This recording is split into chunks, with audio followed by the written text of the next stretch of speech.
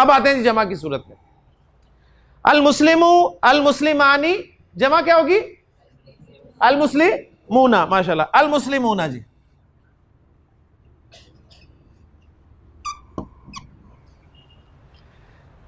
जमा मुजक्कर का इशारा क्या लगेगा? हाउलाई।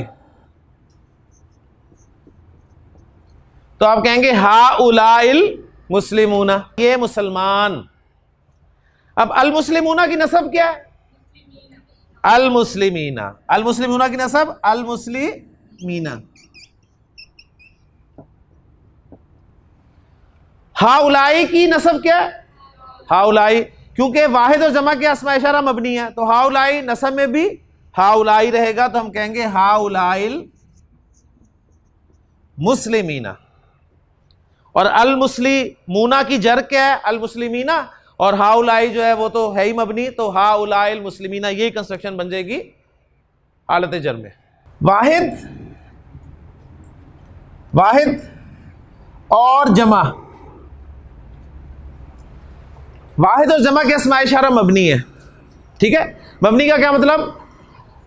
रफा में भी वही, नसब में भी वही, जर में भी वही।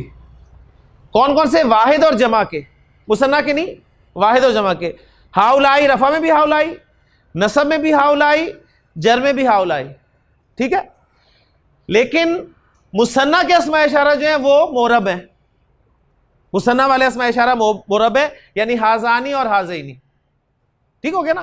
तो उन्हीं दोनों को हमने मिलाकर एक कंस्ट्रक्शन बनाई है। क्लियर हो गया बात? चले अल्हम्दुलिल्लाह जी।